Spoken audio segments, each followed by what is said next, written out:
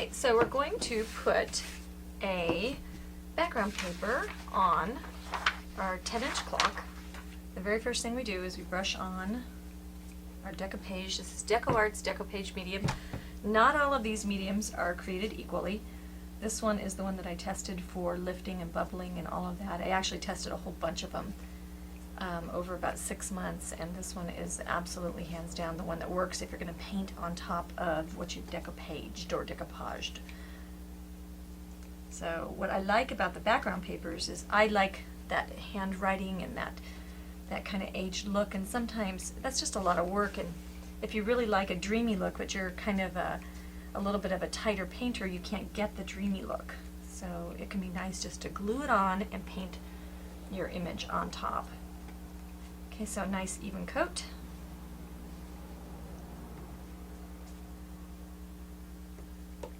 Okay.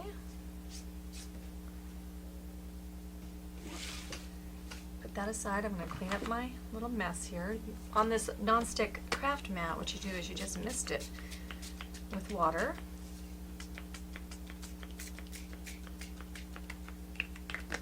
And then you just wipe it off to clean up your mess. And every now and again when you've dried glue on there, you scrape a little bit. Then you flip your paper over. That's my back side. You flip your paper over and you just do a nice amount of the glue on the back side of your paper.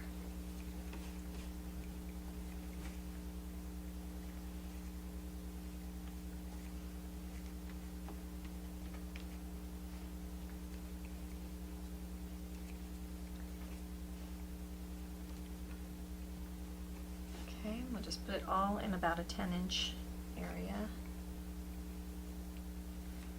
You could trace a circle on the back side if you wanted.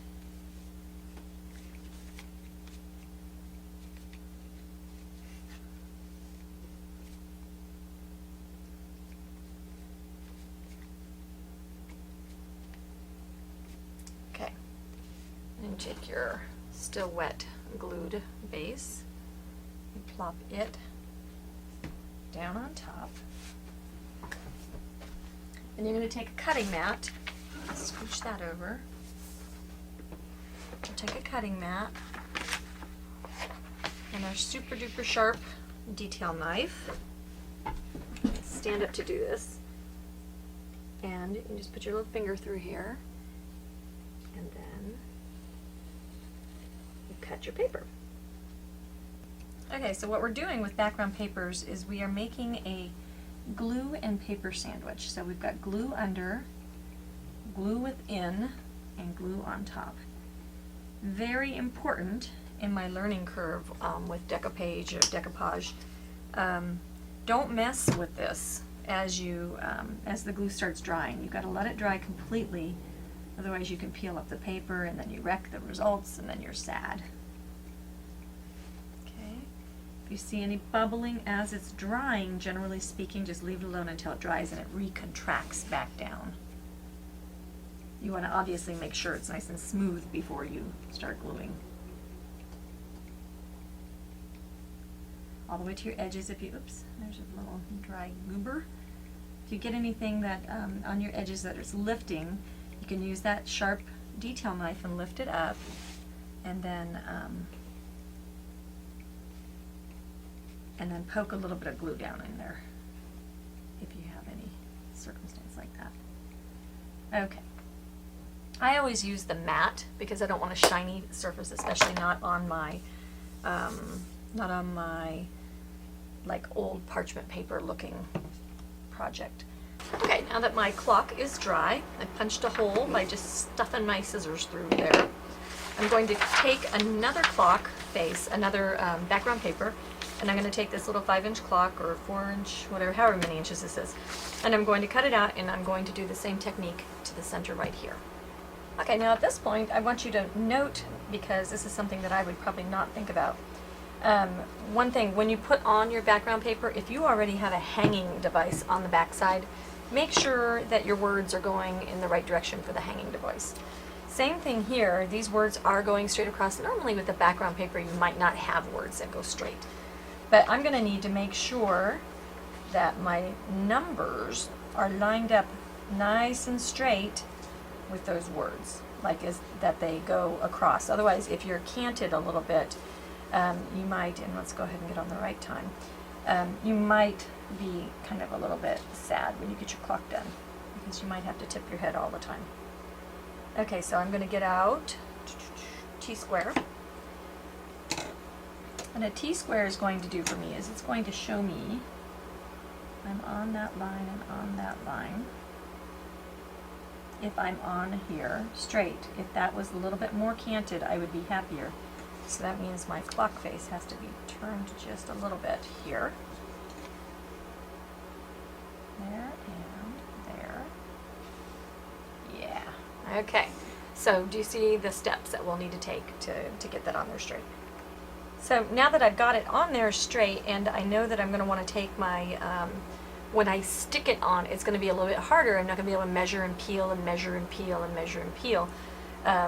So what I'm going to do is I'm going to mark it with my triple threat gray ceramic lead. And what I'll do is I'll just hold that down, and then I'll know that that's where my line needs to go. And then this will come off with an eraser or spit or varnish or whatever. But that gives me my lines that I know my two little fleur-de-lis are going to need to point that way when I stick them on there. Now I've placed my clock. The triple threat is actually a quad threat because it has a little eraser on the back. I made certain not to put my medium over my mark. That way it wouldn't be all sunk in with that. And now we'll brush on the top coat. And then we'll allow it to dry. And what's nice about this, you don't have to worry about this being over here. And I've got to say, this matte finish is fantastic. I almost can't tell that there was glue on it. And this is not glue. This is something different. I don't know what it is.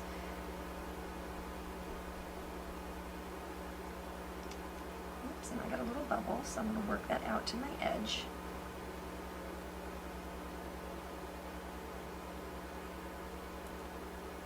Sometimes those bubbles form. I had a couple little bubbles right over here that formed after I put the glue on, and then they just dried flat. It really is something, if you think you've got it on there pretty straight, if you have a few bubbles forming, just ignore them, they'll go away.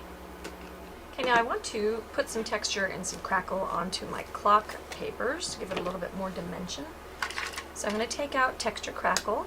And this has got a thixotropic kind of a feel to it. Notice that this is coming out very kind of not so creamy and wonderful looking, and like, it's not crunchy, it's just kind of very stiff. No worries with that. As long as it's not crunchy, you're fine. So what you'll do is you'll work it. And as you work it, it becomes very creamy and very spreadable. And that's what thixotropic means. It means that its properties get creamier with working, kind of like modeling clay. Okay, so we'll get that mixed, and we'll go ahead and make 2 piles. Might need a little bit more. We're going to mix in a little bit of toffee. You don't want to put more than 50% paint in it, or you'll break the crackle medium. And we'll get some bleached sand. Okay, so, and you just really need to tint it until it's the color of the paint. Which the darker you go, the harder that will be to do, of course. Okay, and then we'll do a pile of the toffee.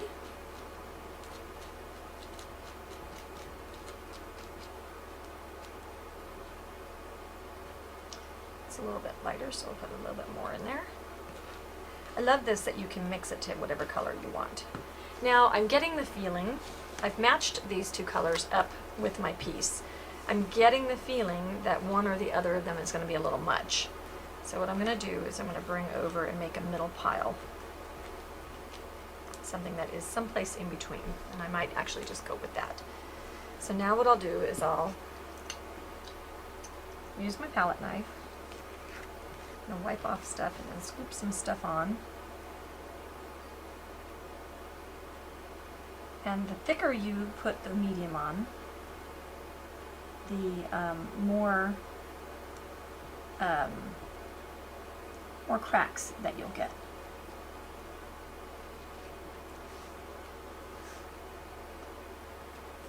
So just kind of randomly put some placement of this on here.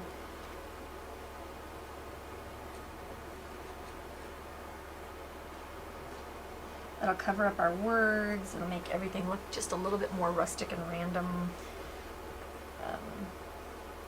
Using the darks and the darks, the lights and the lights, and the neutral and the neutral.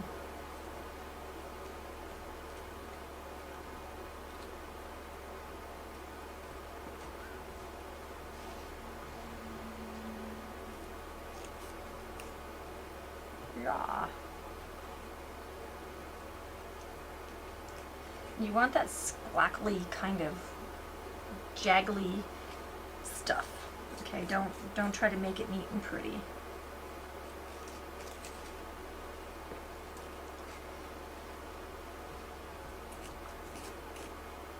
Just keep it off your edges.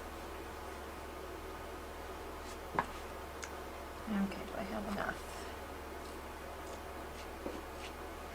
We're looking for a balance.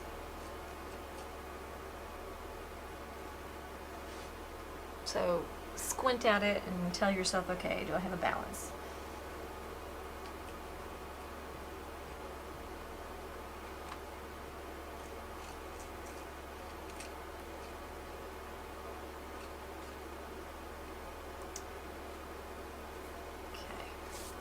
Let that dry. All right, we're going to use a little bit, I mean a very microscopic amount of traditional burnt sienna with traditional raw sienna. Okay, and I've got water in my brush. I've just blotted on a big blob of paint. And we're going to antique the edges. And I want it watery so it soaks into the cracks that my crackle medium left behind.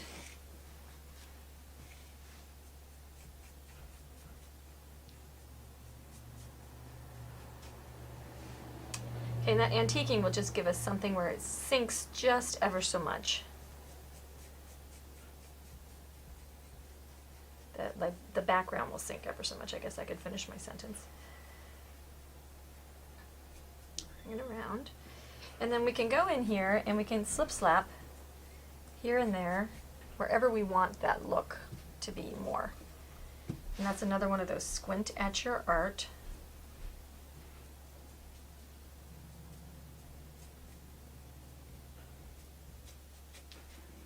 And the wash and a little bit of that kind of slippy slap stuff will bring all your colors together.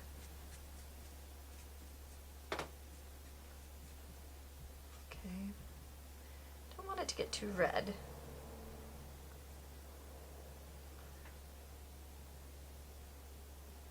Okay, I think that's kind of getting there.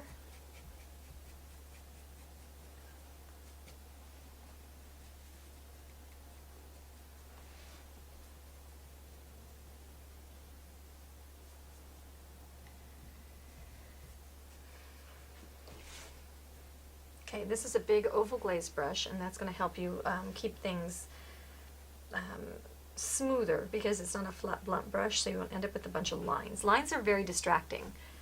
Okay, I think that I can like that. I think I'll stop there. The next thing that I want to do is create a look of cracked, chipped paint. So I'm using asphalt and Mississippi mud and this little round brush. And I want to give it some distress. And I don't want it everywhere. And you have to think about how paint kind of chips. Like the edges are always going to get more than anywhere else. And it's got to be irregular edges. And we don't want it to be too the same.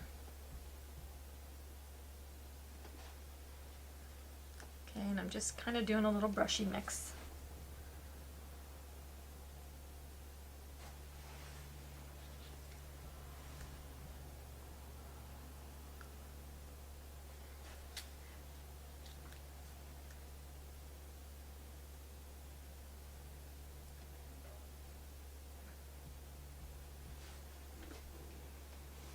And so see how that one sticks out. When we get done, we'll want to make sure that we don't have things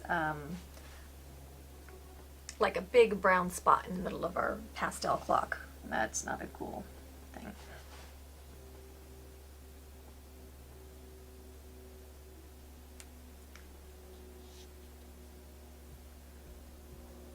And you can go back and base them again if you need to. Right now I'm just kind of scumbling to see how I like the effect.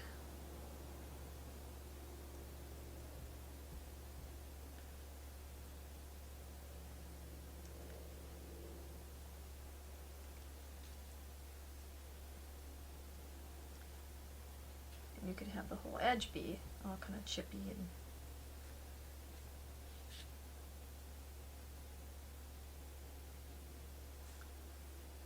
okay, then we'll go into our asphaltum, and because we've got them in the two mixes, what I'm going to do is I'm going to line right next to my edge of my chip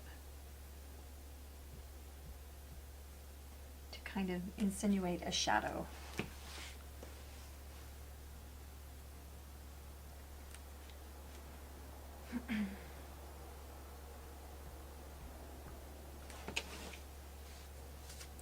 Not too liney, that one was a little bit too liney.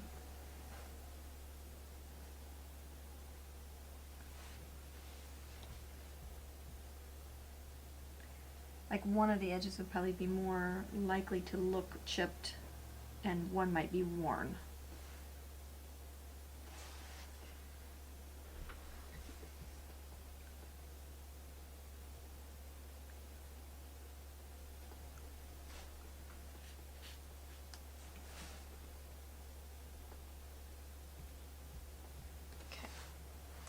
We could have a chip coming in and out of here. Chip off our clock face.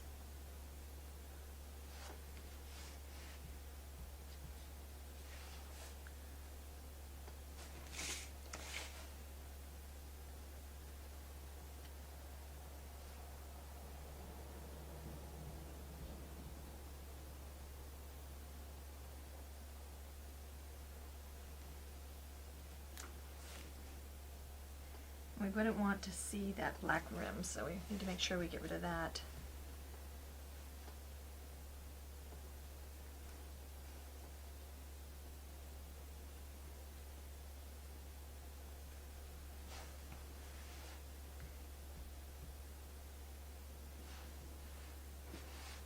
Okay, then I think we can probably add some aged scumbles. So we'll get a crescent stencil brush out, and what color would we scumble in? I think the mix of the brown and the Mississippi mud is a good. So now what we'll do here is we'll add some dirt.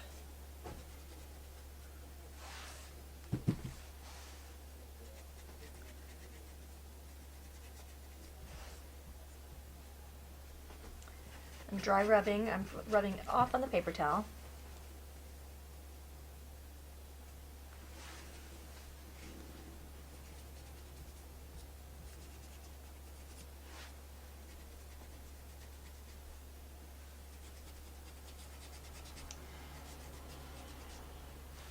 And now we'll get out bleach sand and we'll do the same thing with the bleach sand. Bleach sand is basically the background color of the paper. So I'll rub on bleach sand to make things fade where I don't want them to be. Let's see. Maybe we have these words kind of disappearing. Let's get it cleaner. I'm neutralizing the paint with my dirty brush. Yeah, where was I? Oh well. I guess I want to be over here right now. Okay, it's coming out. I'm going to have to switch to a clean brush. The dirty brush was allowing too much of the brown to show.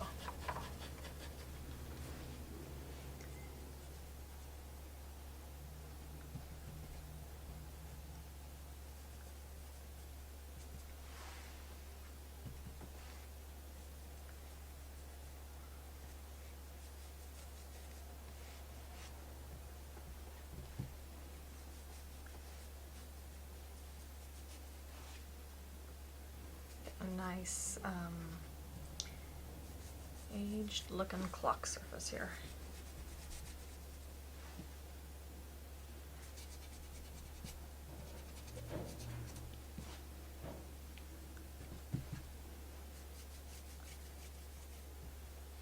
You don't want to do, like, I'm not really wiping this off at all. I'm leaving lots of texture.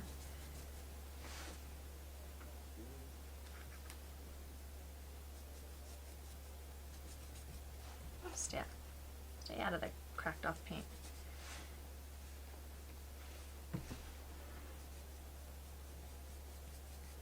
I love that you can still see the words coming up behind. Okay. I think I could do this probably all day long and just keep adding layer after layer.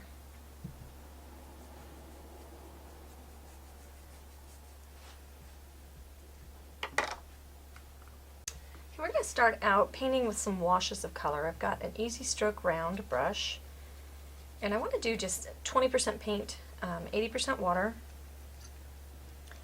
And I want to just go ahead and kind of get some of these elements in here. I know I'm going to be fatter stems down here at the base. I don't want to establish too dark a color because I'm not certain how it will all come out in the end. So I'm going to tiptoe into this.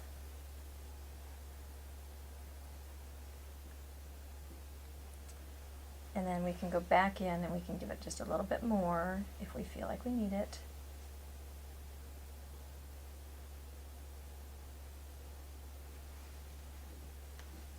Okay.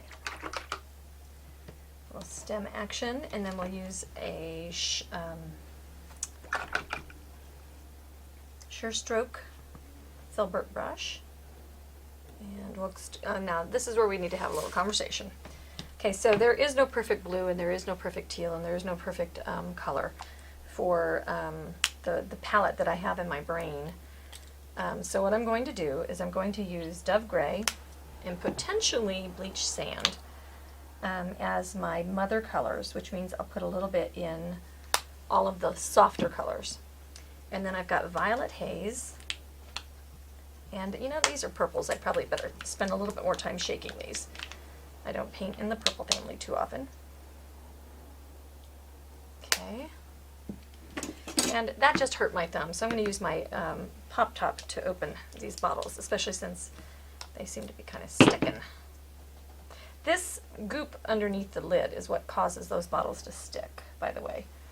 But I don't want to make a mess and spend all my time cleaning off my paint bottles, so I'll just use the pop top. Okay, now the soft black I will use, and that was royal purple. The soft black I'll use as my dark, but I will also use it as a mother color going back the opposite way. I've got two pinks for the softer pink type things that I'm going to do. And we'll put these guys over here. So if I put that pink right on top of this color, I think it would just be a little bit like, ah. So we'll use the gray in the pink as well. And we'll use the soft black in this darker pink for the darker shades that we need. All right. We're going to paint with our washes. And in this case, it's not like pen and ink where you have to make sure that you have consistent color, because this is going to be a random,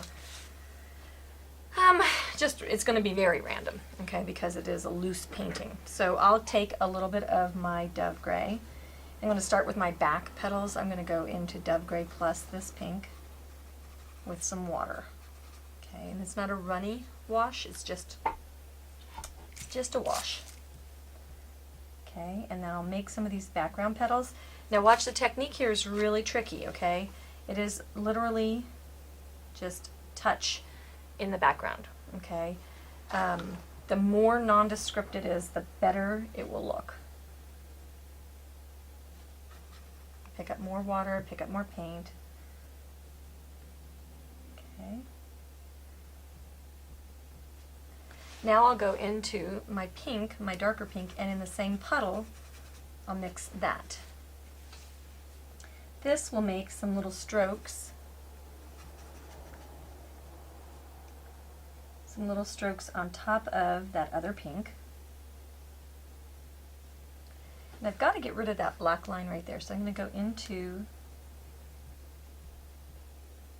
I don't want to have to create dark, strong looking flowers, so I'm just going to eliminate that line with my bleach sand.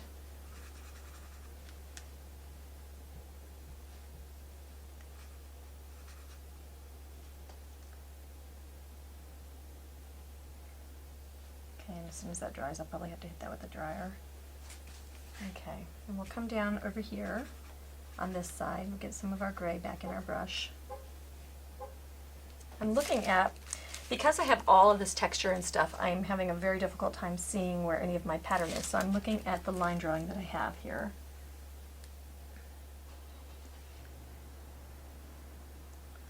I'll bring some of this pink out over here.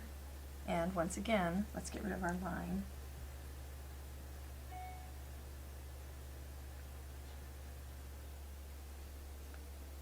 And we're going to have a little bit over here. Where are we going to have it? I'll wait and see for that one.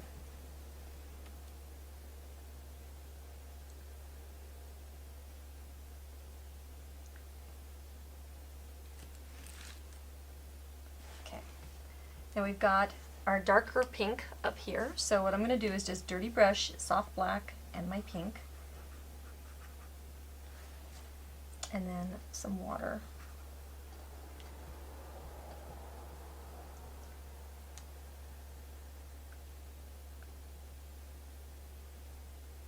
Okay, and maybe that's just a hair too soft blackish. So I'll come on top of that with just my pink.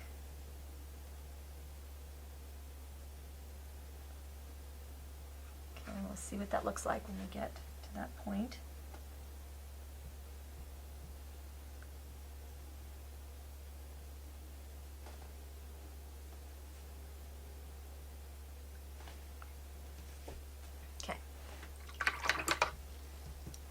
Now we'll go into our purple. Yep, I guess we can come down here and finish this one before we go hopping all over the place. And we'll establish those. So now we'll go into the pink with, and these become just a little bit more petally looking. They're not quite so random. And we'll go into a little bit of each. So just a hair of the soft black. I'm going to tone it without toning it.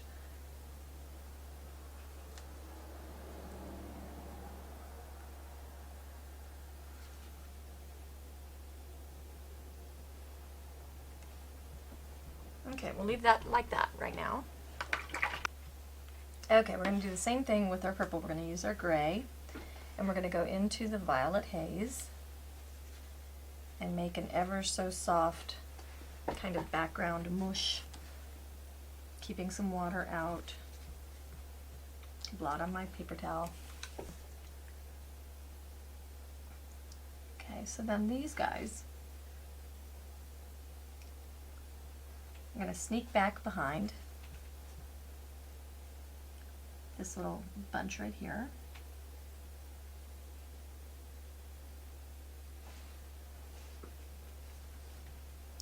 Okay, and we'll switch to a little tiny version of this stroking filbert with a little bit stronger colored paint, just a hint of the gray. And then we want to have some of these little petals coming out here because they haven't opened yet. They're those little top ones. You know which ones I'm talking about.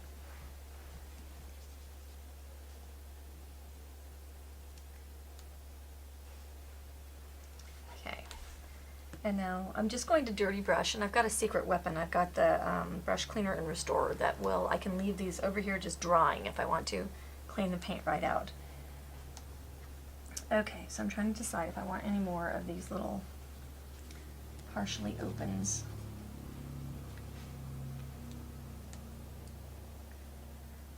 You know, I go a little bit in the theory of if some is good, then a lot is better.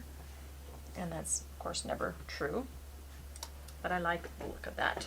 Okay, then we'll go into a slightly darker color and a little bit more red, and that's the royal purple.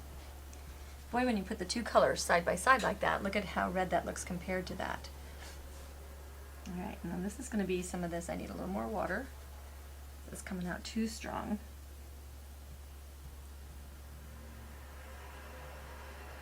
Just tibbly, tibbly, tibbly, tibbly, tibbly.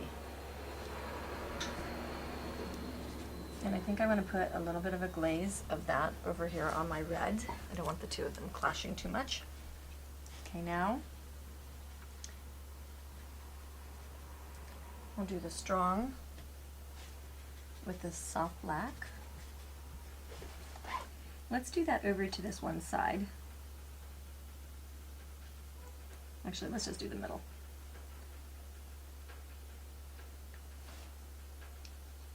Look over the crack. Don't worry about going over those little cracks because you can put more in if you want. Okay, then I'll pick up my little detailed brush. And I'm going to go into more of a straight purple. Let's get you in a little bit closer. I just wanted to show you the palette mixing part. I'll have to shove everything over. Okay. So now this is the mess we've got, right? So now we'll go and we'll make a little bit more of a petal shape. I'm going to put a little bit of soft gray with that.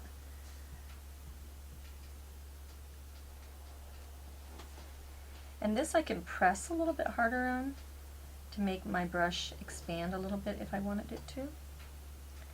And more solid paint.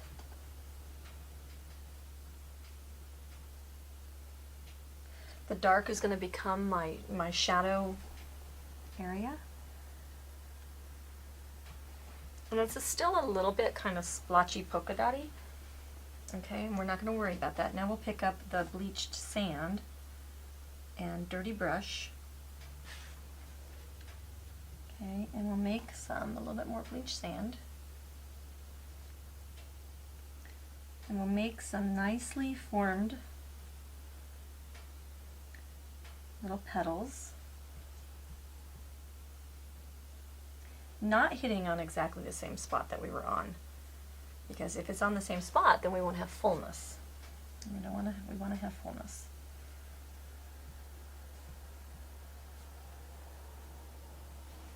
Okay.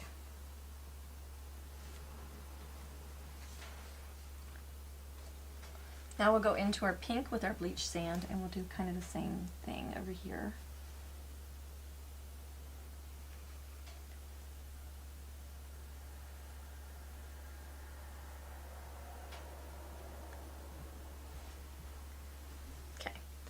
And that's just soft and pretty.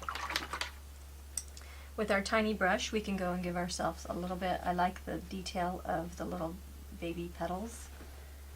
And so I'm going to put bleached sand and French mauve. And bring those little baby petals out.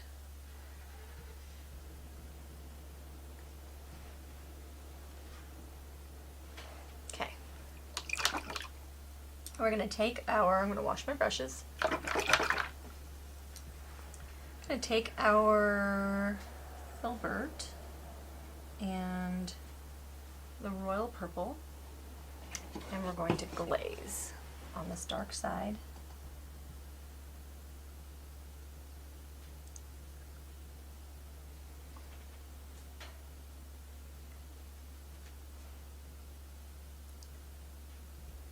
Glaze them both. And then what if there was some other stuff sneaking up back here that you couldn't see?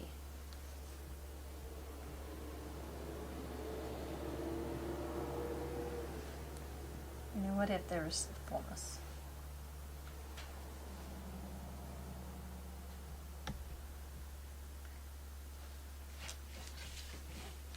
So that's interesting. Okay, then we're going to shade just a few of the more prominent looking flower petals.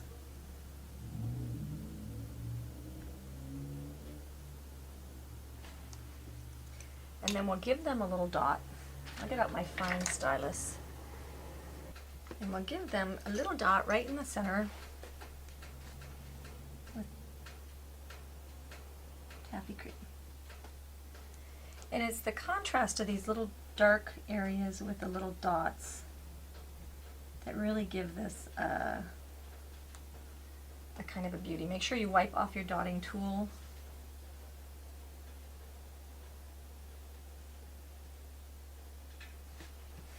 You could have a couple of dots someplace where you didn't have, and it would just tone just a little bit down.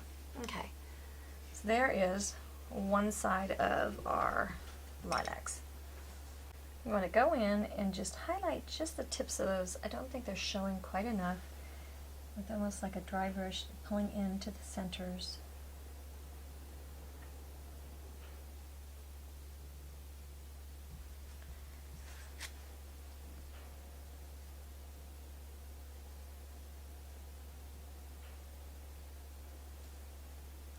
Okay, I'm liking that a little bit better. I can go for maybe one more brightness level.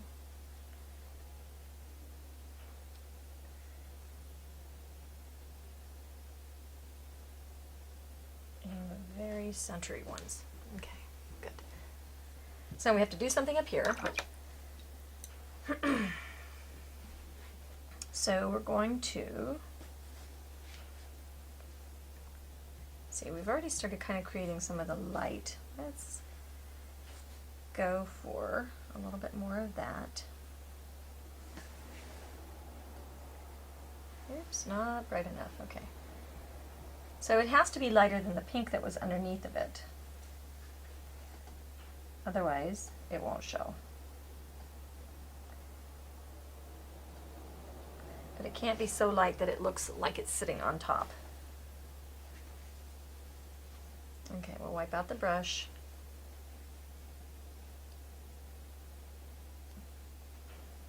And then we will highlight just the tips, except for it's not showing.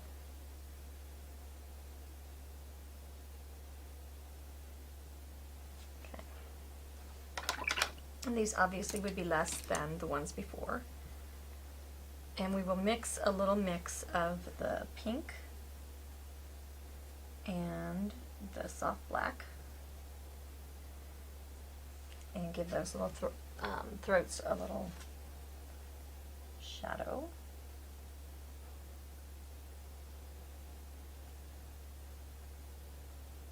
This is really kind of a little dibbly-dabbly project. You can't feel like you've got to hit everything straight on, because that's just not the way that we're painting this. We'll go into our yellow. It's much more impressionistic. Our dots.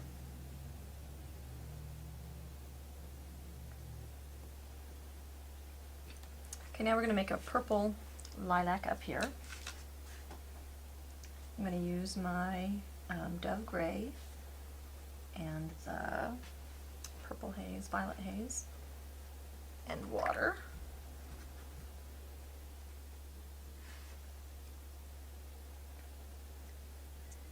Create just that soft, something's going on there background.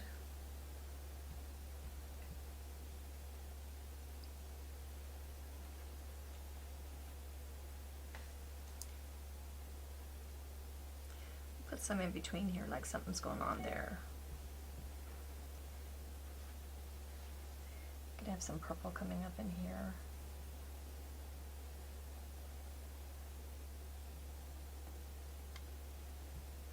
And over. It's those little teeny touches of just color and something, something, something going on that make things, I think, more interesting. We'll mask this line back here.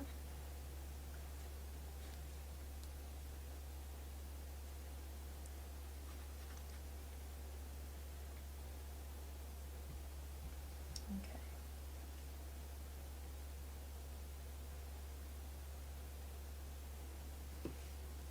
And you know what I've done is I have put myself, this one is not supposed to be thick down there, so what do? I've got something going on I don't like and it's not right, so I'm going to erase it. Paint is a most excellent eraser. Now I don't want to leave that line there, because that would be problematic too, right? So, but it'll diffuse it, and then I can do what I need to do to fix what I've messed up. Okay, so I'm going to bring in, aren't I glad I did those other stems washi? Bring in washi.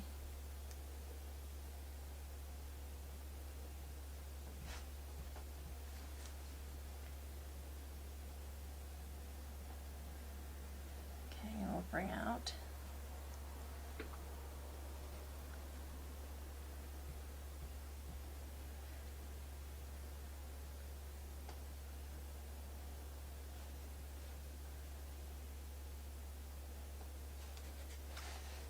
like that line. Basically what I'm doing here is sketching. You'll have a pattern. Put it on darker than I did.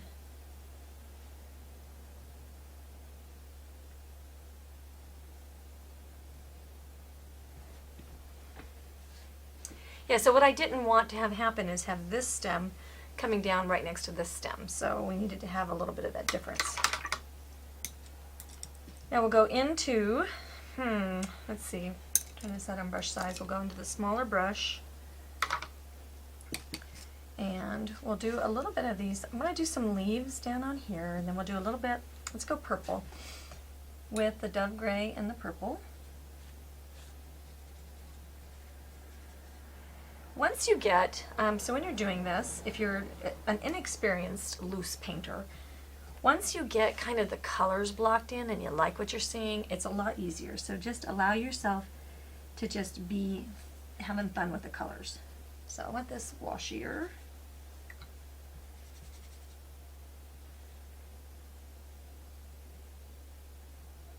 some of that background stuff going on.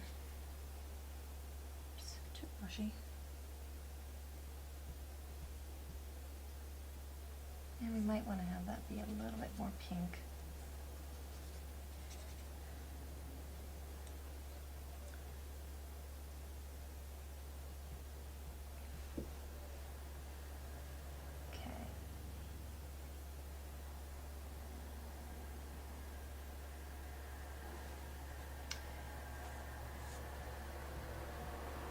We'll go in with the mix of the pink, the two darker pinks, and we'll make those little unfinished little blooms.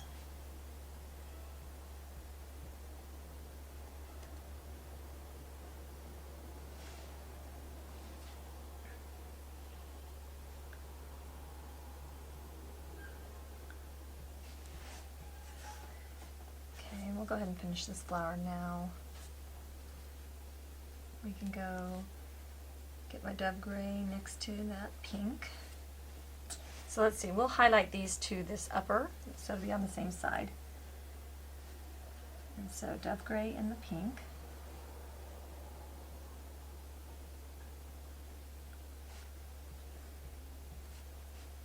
A little bit more dove gray so that it'll show.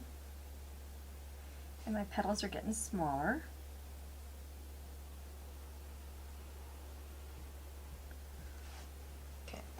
Now mostly bleach sand, just a hint of that pink.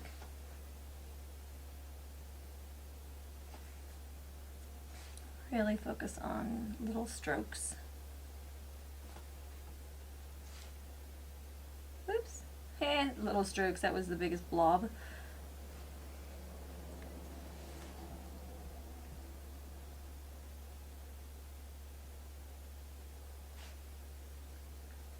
As they're down near the bottom, they'll be bigger.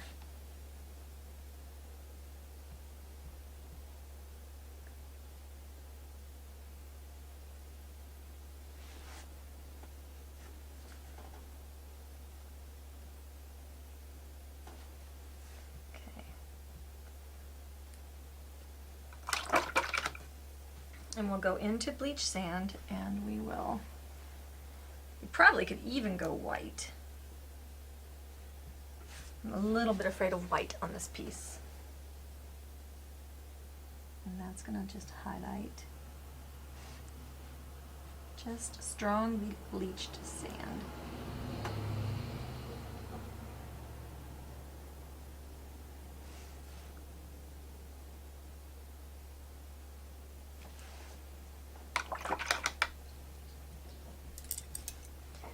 will shade the throats of those as soon as they're dry. All right, and my shading is just more of a scunching in a little bit of a dark spot. It's not really a float. It's got to be dark enough that it's going to be dark enough that that sand color or the, what color, taffy cream really shows. Otherwise you don't get that, like, wow, look at that, there's a sparkle in the middle of that.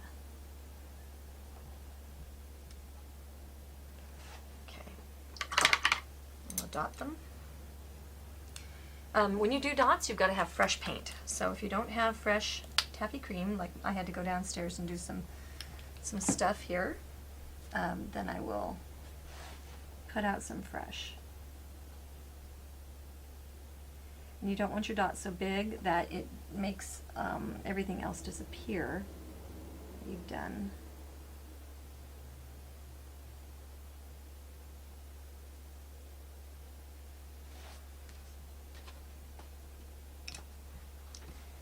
And I think that'll need a little glaze on the bottom side, but we'll wait and see where that goes.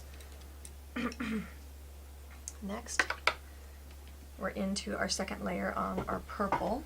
So that's going to be, let's take our purple and our royal purple. Okay, and we'll go ahead and give this those next levels of messy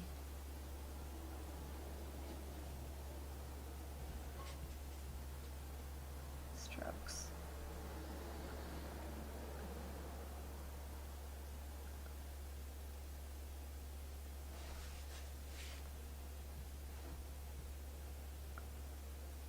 Okay. I always tell when I'm thinking because I get real quiet. We'll pick up the soft black, and that goes in with our purple and water. And then that's going to be, oops, washed out.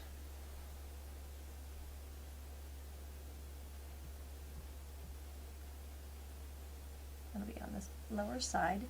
Let's give a little bit of that depth down here. A little bit over here.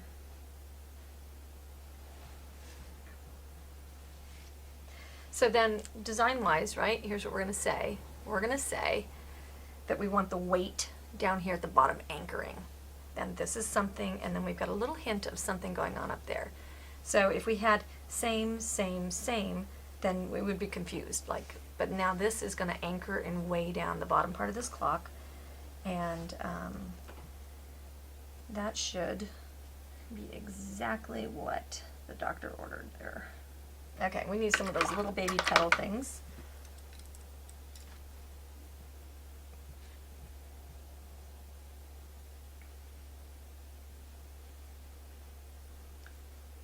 Okay, now that's going to be up here. And too dark. So I mixed. Still too dark a little bit. Oh, too dark. All I've got is straight violet haze on my brush.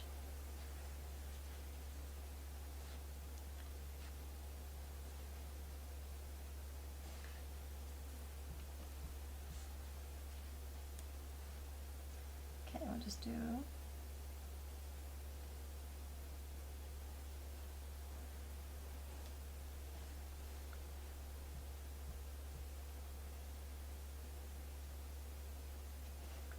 don't want those growing too long. Go out here. I think we'll just skip right into a couple of little bright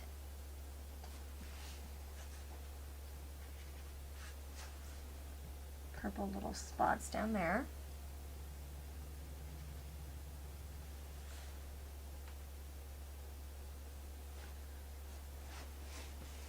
Same thing over here.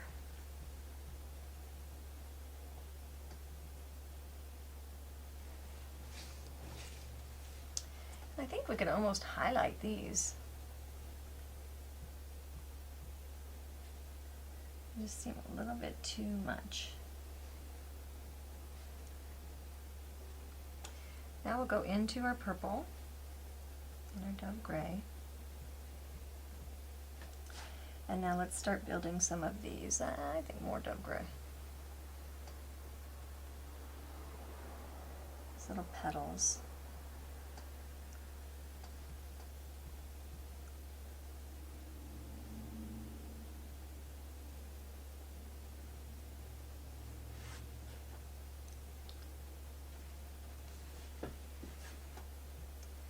Go into basically straight beach sand.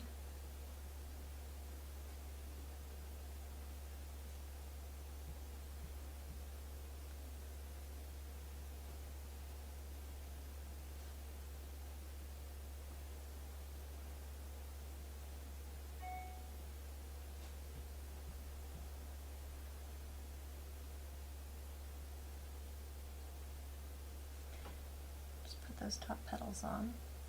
This is really such a repeat of everything that we've done to date.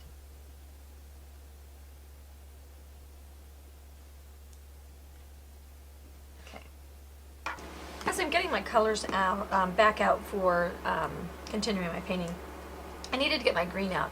So the green I decided on was arbor green, which is this color, and then I decided I needed a light pale green, which is this color here, which is slate green, which is a new color.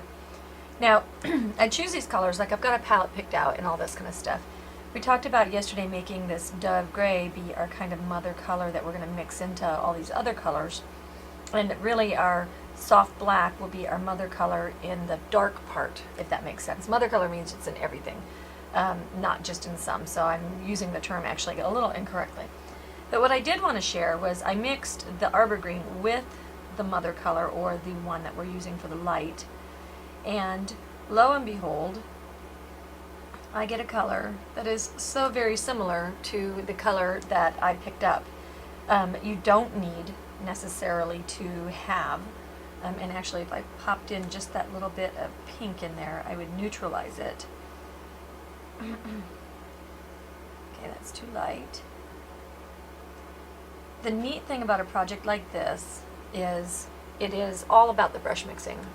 This is random, you know what I'm saying? It's not a stroke was placed here and then a shadow is placed on top. You can take the liberty of having colors kind of move in and out of each other. What that means is you don't need to have a big pile of paint mixed up. You just have to have your base colors. And then if something looks a little light or a little bright, you just touch into a couple of other colors on your palette. You know, if I want to make a shadow color, play. Here's soft black with the green. Now it's a very neutral, dark green. If I wanted it to be more green, I just mix them just a little bit more, and then I can go into,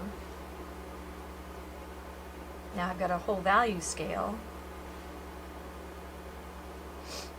just mixing down using the colors that are already on my palette. Okay, so it doesn't need to be, and what's really interesting is I'm looking up into the camera, which is my monitor, if you will. I can see this dark, I can see this medium, and I can't see this color at all until I look down on the palette. This is the perfect same value color as this palette. And the reason I know that is because when I look up in the camera, I need glasses to see far away. When I look up in the camera, I can't see that color, which tells me that it is actually blending perfectly. So that's what we mean when we say it's not the same color, but it's the same value. That means that when it's sitting next to something else of equal lightness or darkness, the two of them kind of disappear into each other. That's how you can tell. And we've got the value scale here. And we'll go one more step. I'm doing an awful lot of this talking about color, but I also do an awful lot of mixing my paints or mixing little bits of things. So when you are shading, you can see mine is just, this is trashed. It's from the front of my palette. But the darkest is here in black and the lightest is white. And the middle is the mixing palette of the gray palette. Okay, and then what you want to do when you're mixing these colors like this is you want to leap about two, it's called the rule of two. You want to leap two values and that's going to give you a beautiful contrast and shadow. Okay, so if these are too close, maybe that's just one value off, then it's not going to appear that I've done very much. Okay, so you do want to have two values separating, and then you just compare them, you know, against here. This looks like it's a number 4. Yeah, can't even see it. But over here, if I put it on the 2, it looks very, very dark. Okay, so anyway, that's just a little blurb about that. You can get the bottle of slate green, or you can just mix a little dove gray. My directions are going to say mix the dove gray. Right, I'm going to take my filbert, and I'm going to brighten these little petals up.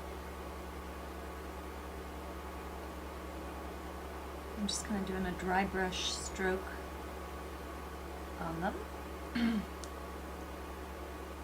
Got my paint loaded flat in my brush, meaning that it's just smushed onto the end and there's not a bunch of juicy paint in my brush. Now we'll float with soft black. And when you're doing really microscopic floats like this, which are really those little dabs, then what you need to do is make sure that you have a very dry float. Okay, you're just insinuating centers.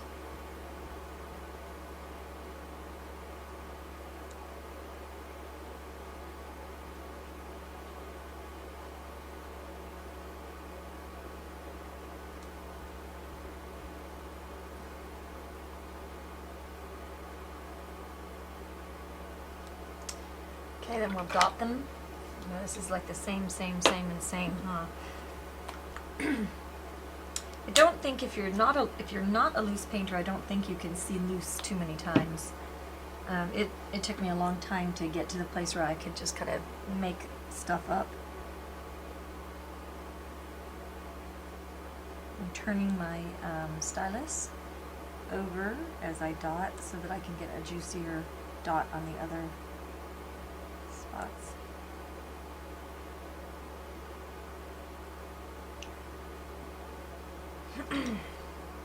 Okay, let's go into a couple of leaves. I'm going to get out my same filbert, and I'm going to pick up the mix of the green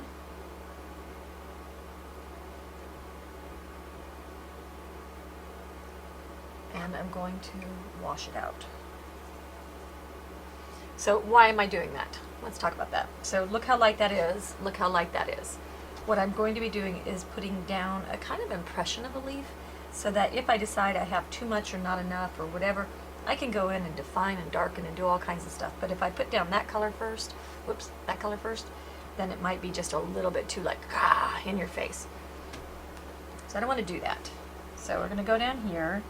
And in essence, I'm kind of doing just a total freehand. Okay, a little bit more green because it didn't show up. Like, we don't want it to not show up. Anyway, I'm totally doing like a little freehand moment here. I know where I'm going. And you know, I think that that's going to be too bright. Okay, I think, see how they're sitting there looking kind of neon a little bit? I'm going to sneak in a little of that soft black. And yeah, much more toned.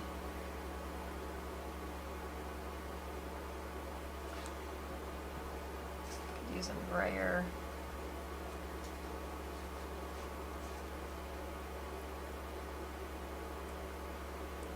I also kind of wanted it bluer. When I was looking for my greens, lo and behold, the ones that I wanted were discontinued colors, which is as aggravating as anything in the world sometimes. Now I'm mixing my own, it'll probably go better anyway, but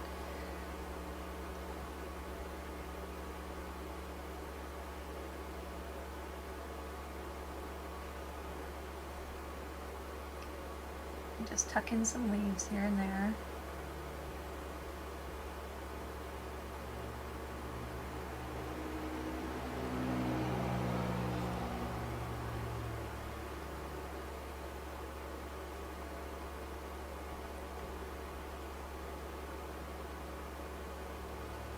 And so these can just be little background movement moments. They don't have to be, oh my god, I'm a leaf. Now we're going to have to choose somebody to say that. You know, like these little guys up here in front. Okay, we'll look at it overall. We'll see where we're going. And now we need to have some leaves over here on the side. I've got these guys sketched in. These guys are going to be pronouncing. Okay, we're going to mask out that line.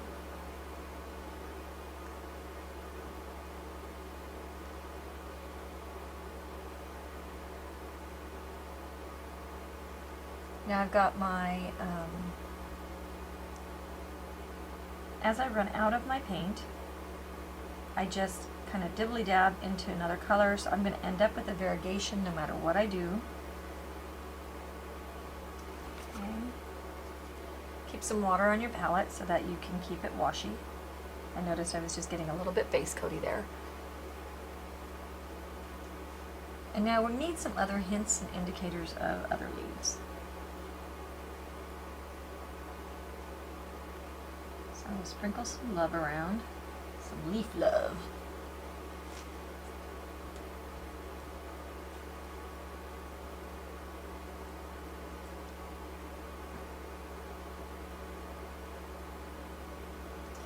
So notice I'm tibbly-tabbling around.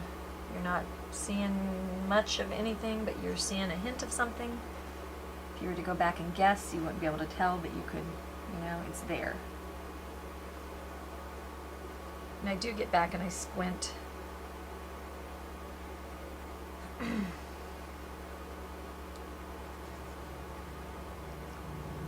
Now I go back and fill things in, make them a little stronger.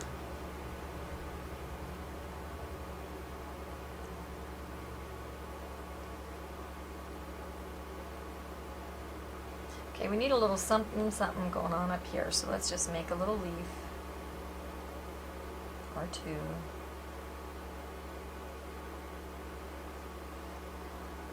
We'll blend into, let's see, we'll call it a purple one. So we got our gray and our purple. I'm dirty brush with my leaf color. Do remember to add some water. A little dark.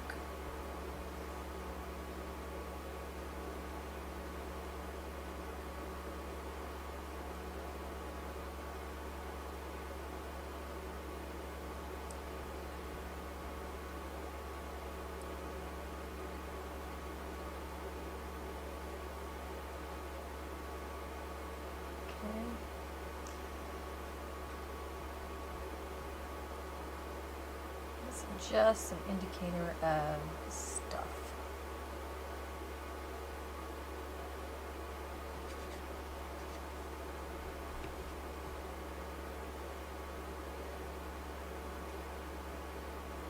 Okay, I'll just make some little flower petals on there. And these will be very unfinished.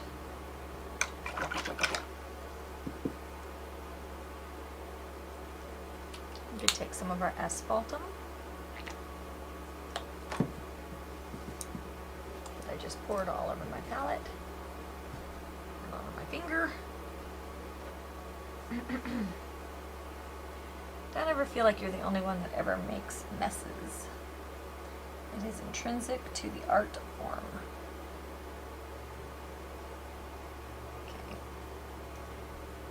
Okay. Now we'll take our flat brush and float a little bit of the Arbor Green. And that's going to green us up just a little bit brighter. Here and there.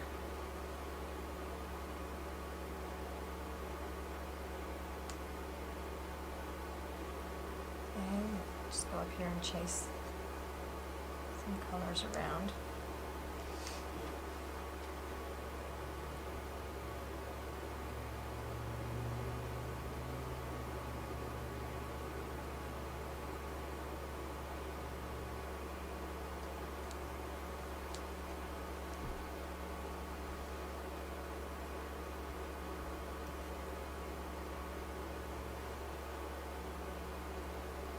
I feel like I need to bring a little bit of my stem a little darker.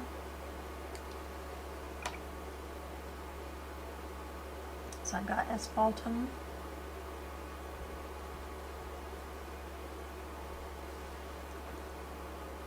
I've got water on my barrel. And just on some of the edges. This needs to be shadowed, so I'm just going to scribble in some shadow there.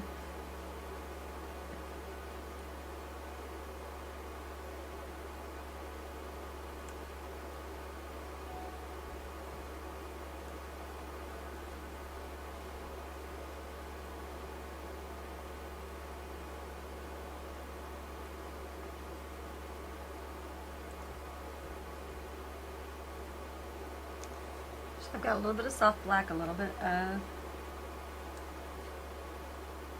asphaltum.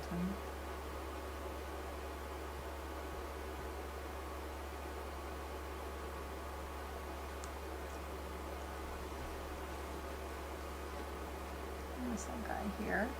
Same thing here, he needs to be shadowed, so we'll just drag down some shadow. And we can give some stem lines, depending on how much detail we want.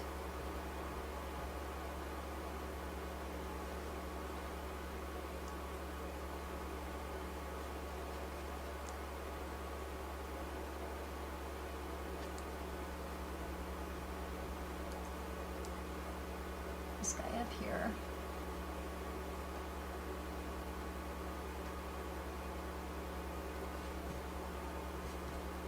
Soften him down just a little bit.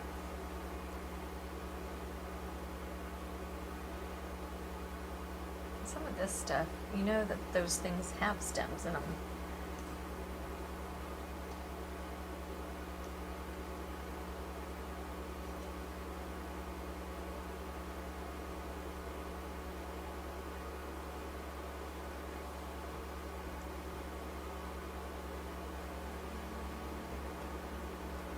Okay, and I mixed asphaltum plus my taffy cream. And we'll just put a little kiss of, you know, a little taffy cream would be pretty in the leaves. Talk about your giant squirrel. Just put a little taffy cream up there. Dry brush, kind of.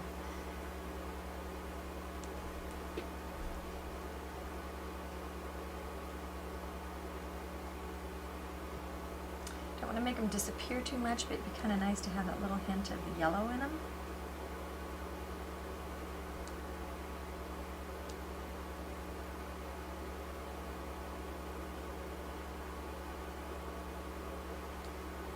And then I've just put in a couple of these little petals with my round brush in the yellow, which I'm kind of liking. Come up here and do the same thing.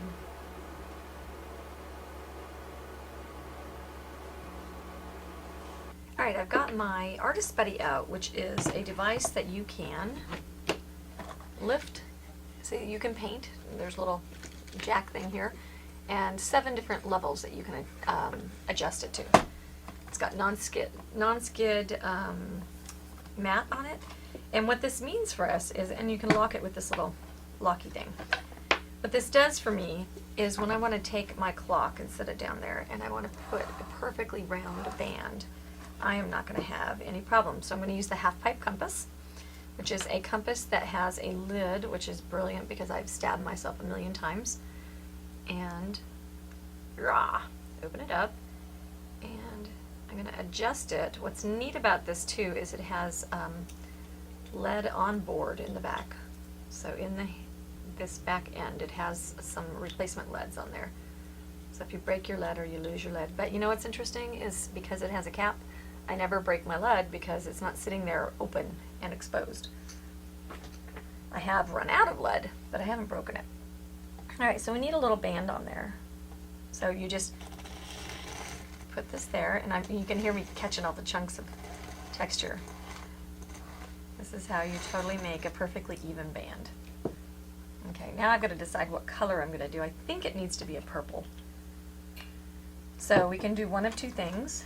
we can, so I'm going to have to mix a purple, so I think we'll mix the purple haze, a touch of soft black, and then the gray. And more purple haze. And water. It won't flow off your liner brush or your round brush unless you have water. Now in this case, I'm wanting to have just a little bit more, that doesn't look dark enough, okay, into the, what's the dark color called? Royal purple.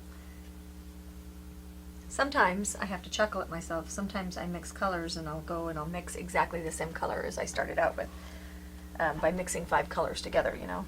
Okay, so we're just going to take our finger, I'm locking my pinky on here.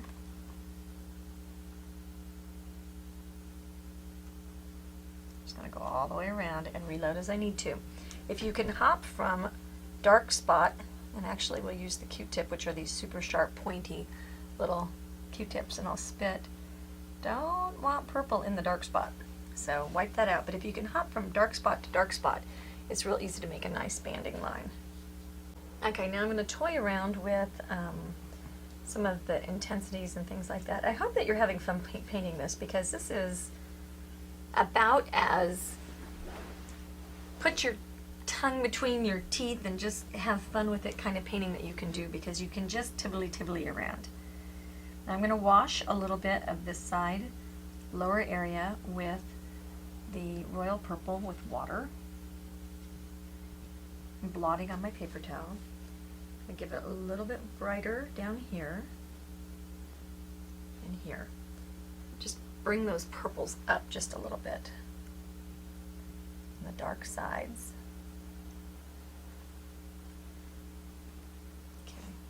That makes me a little happier. Same thing over here. Just a little bit stronger purple. Got a little bit more over here. This purple has a strong red to it, and so maybe we'll go into our pink. Give it a little bit redder look too.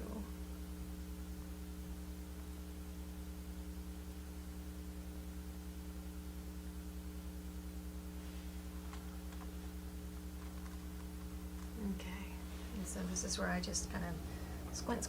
Okay, now let's go ahead, same thing, washing.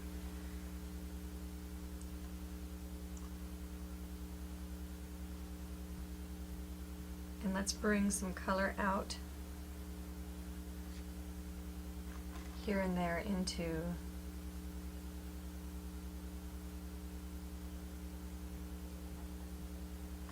the piece. Kind of seem to be doing it at the base of these little stems that I've pulled in.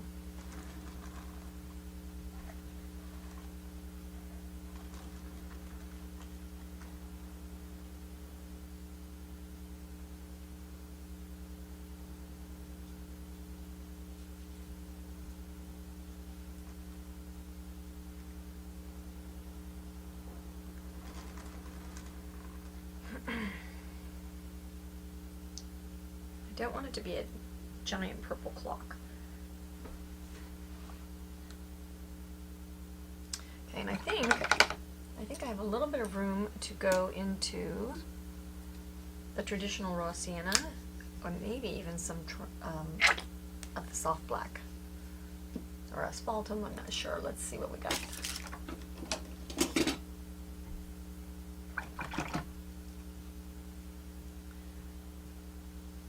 I think we'll do the traditional raw sienna and the asphaltum together.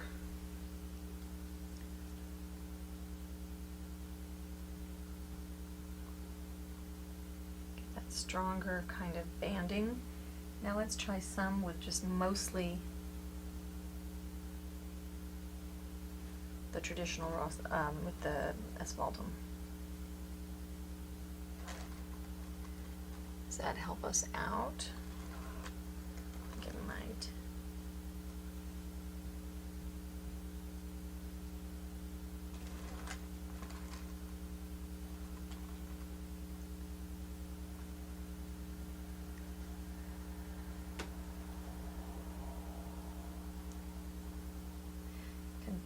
in some of these areas where you know there would be shadow because there's flowers.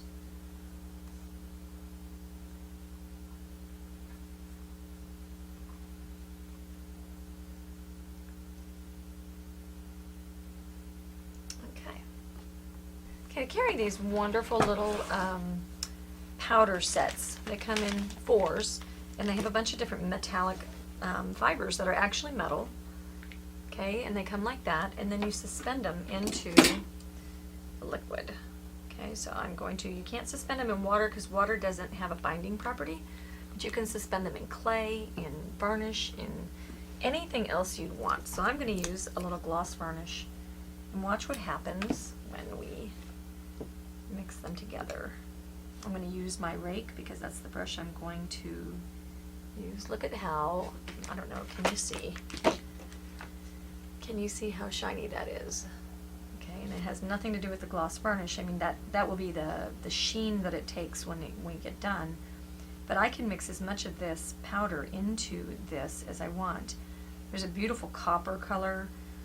There's statuary bronze. There's just all kinds of colors.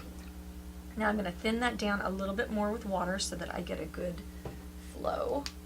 A tap on my palette. My project over here. I'm making a mess. Okay, and now what I want, I'm going to stand up.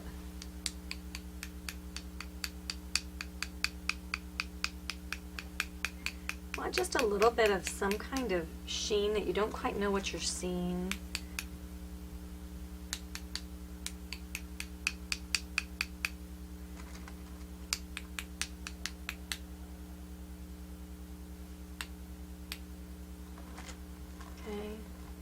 Something stuck down over there.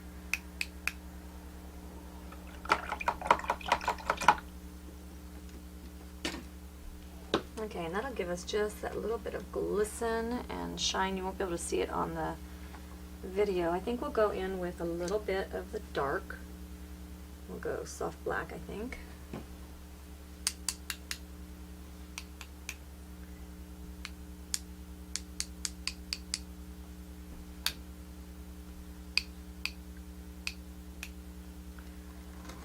A little bit of that.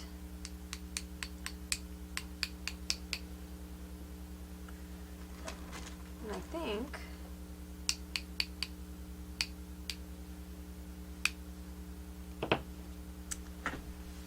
yeah. What do you think? All right, as I'm trying to assess my clock, I see this blankness. This paper is just very plain back over here, but I don't want a whole lot of texture, but it just looks like it's missing something. So what I'm going to do is try to just kind of mess it up a little bit. I'm using, yes, traditional raw sienna and soft black. Whoops, and I'm making a mess over there. I just want to take and give it some overall kind of imperfection. If it's plain and everything else is all tchotchke textured and all that kind of stuff, then I feel like that's a mistake. Okay, then we'll go into the bleach sand.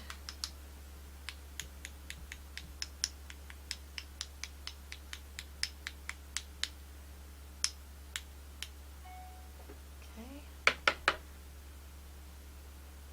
And we'll go into just a little bit of the,